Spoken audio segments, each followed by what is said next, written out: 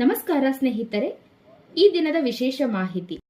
Aadhaar card ತಪ್ಪುಗಳಿಂದ bank ಖಾತೆ ಬಂದ್ ಆಗದೆ ಇರೋ ಹಾಗೆ ತಡೆಯೋದು ಹೇಗೆ? ಬನ್ನಿ ಅದ್ರ ಬಗ್ಗೆ ಸಂಪೂರ್ಣವಾಗಿ ತಿಳ್ಕೊಳ್ಳೋಣ.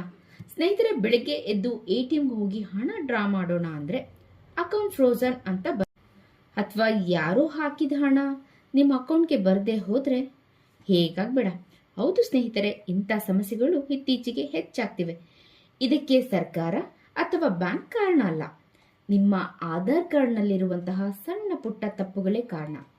ನಿಮ್ಮ ಆಧಾರ್ ಕಾರ್ಡ್ ಮತ್ತು ಬ್ಯಾಂಕ್ ಅಕೌಂಟ್ನ ಮಾಹಿತಿ ಒಂದಕ್ಕೊಂದು ಮ್ಯಾಚ್ ಆಗದೇ ಇದ್ದರೆ ಬ್ಯಾಂಕ್ಗಳು ಅವರ ಭದ್ರತಾ ದೃಷ್ಟಿಯಿಂದ ನಿಮ್ಮ ಖಾತೆಯನ್ನ ಅಂದರೆ ನಿಮ್ಮ ಅಕೌಂಟನ್ನು ಟೆಂಪರರಿಯಾಗಿ ಸ್ಟಾಪ್ ಮಾಡ್ತಾರೆ. ಹಾಗಿದ್ರೆ ಯಾವ ತಪ್ಪುಗಳಿಂದ ಸ್ಟಾಪ್ ಆಗೋ ಚಾನ್ಸಸ್ ಇರುತ್ತೆ ಅಂದರೆ, ಸ್ನೇಹಿತರೆ, ಮೊದಲನೆಯದಾಗಿ ನಿಮ್ಮ ಹೆಸರಿನಲ್ಲಿ ಸ್ಪೆಲ್ಲಿಂಗ್ ಮಿಸ್ಟೇಕ್.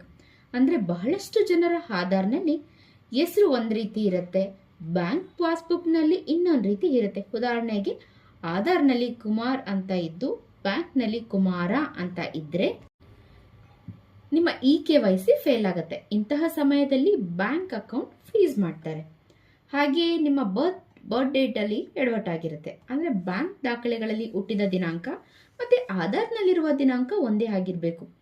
ಒಂದು ದಿನ ಅಥವಾ ತಿಂಗಳು ಕೂಡ ಏನಾದರೂ ವ್ಯತ್ಯಾಸ ಇದ್ರೆ ಹೊಸ ನಿಯಮಗಳ ಪ್ರಕಾರ ಬ್ಯಾಂಕ್ ನಿಮ್ಮ ವಹಿವಾಟಿಗೆ ಒಂದು ಕಡಿವಾಣವನ್ನು ನೀಡ್ತಾರೆ.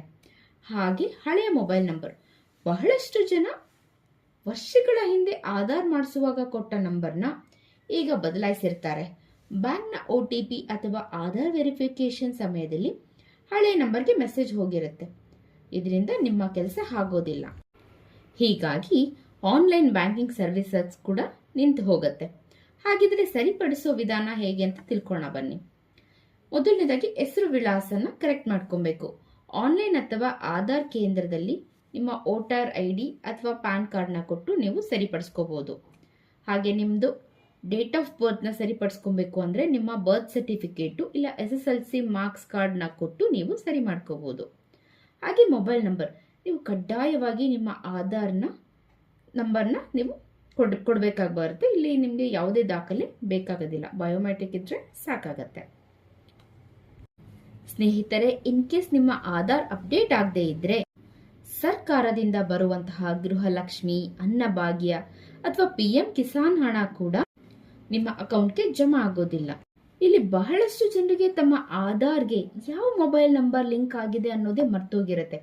ನೀವು UIDAI ಅಧಿಕೃತ ವೆಬ್ಸೈಟ್ಗೆ ಹೋಗಿ ವೆರಿಫೈ ಆಧಾರ್ ನಂಬರ್ ಈ ಆಯ್ಕೆಯನ್ನ ಮಾಡಿದ್ರೆ ಇದರ ಮೂಲಕ ನಿಮ್ಮ ನಂಬರ್ ಪರಿಶೀಲಿಸಬಹುದು.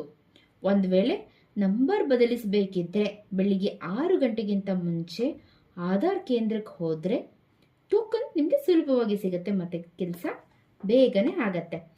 ಸ್ನೇಹಿತರೆ, ಇವತ್ತಿನ ಮಾಹಿತಿ ನಿಮ್ಮೆಲ್ಲರಿಗೂ ಉಪಯೋಗ ಆಗಿದೆ ಅಂತ ತಿಳ್ಕೊತೀನಿ. ಧನ್ಯವಾದಗಳು.